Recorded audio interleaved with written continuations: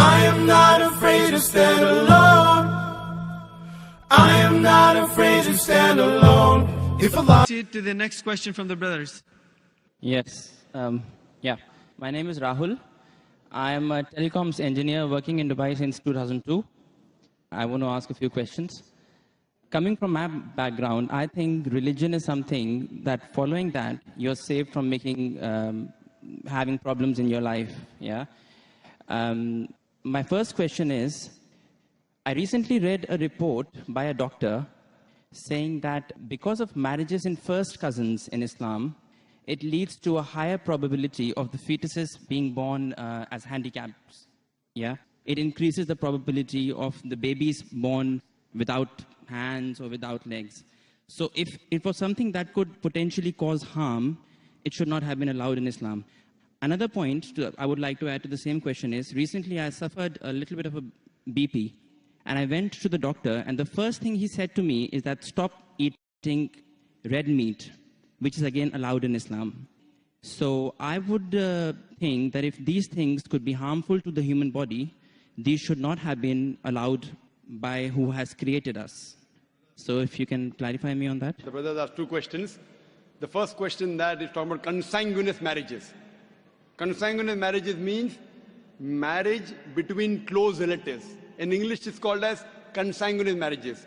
And in consanguineous marriages, medical science tells us today, there are high chances of genetic problems. And I do agree with the brother. So why does Islam permit that? Yes. It's clearly mentioned in the Quran in Surah Nisa, chapter number 4, verse number 22 to 24, the woman who you can marry and the woman who cannot marry is mentioned there. Amongst them, it's clearly mentioned you cannot marry your sister and a lady cannot marry the brother. It's mentioned. Neither the father, neither the mother. You cannot marry the brother of your father, the ladies, and you cannot marry the sister of your father. That means the important close relatives are mentioned in the Quran. Brother, sister cannot marry, son and mother, father and daughter, paternal uncle, maternal uncle can't marry. But as far as first cousins are concerned, Islam does give permission. Now, as far as consanguineous marriages are concerned, the maximum problem comes when you marry your direct blood brother and sister. Consanguineous marriage. Even if you marry your direct father, daughter, mother and son, or your uncle, the chances are also there if you marry your first cousin, but negligible, very negligible. So No, Islam... That's not what the report said. The report said that because the marriage is in first cousins, not your brothers and sisters, it leads to this problem. And it was from a doctor. Let it me was complete. published in Gulf News as well, actually. Brother, let me complete. Even I am a doctor. Ah, okay. Fine. Even I am a medical doctor. Yeah. It's me, medical doctor, with that doctor. Yeah. The chances in direct relatives are very high. Yeah. If a sister and brother marry, the chances are very high. Yeah. If a father and daughter are very high. You have read only one report, you haven't read the other report. Yeah. So you only read Gulf News, I read medical books. So Gulf News is better or medical books is, brother? Right, Which so is better? your point is marrying in first cousins, the lesser- chances of getting lesser- problem is negligible.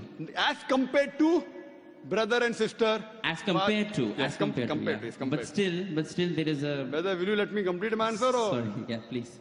So you have more faith in Gulf News? No, not really. I'm here to find the truth. That's right. So what you realize that consanguineous marriage, and I agreed with you. I didn't say it's not there. Yeah. So I'm not trying to beat around the bush. But compared, it is negligible.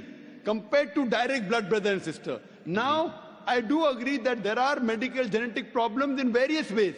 But this report is there when you have continuously generation after generation. And our beloved Prophet, that according to Dr. Ahmad Zakir says, the Prophet said, do not marry against first cousins generation after generation. If you do it once or twice, it is no problem. Yet, even if you marry not cousins also, you can get a problem. Do you know that?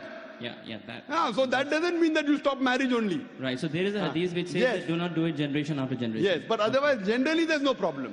Right. Fine? Okay. So coming to your second... I am not afraid to stand alone. I am not afraid to stand alone. If Allah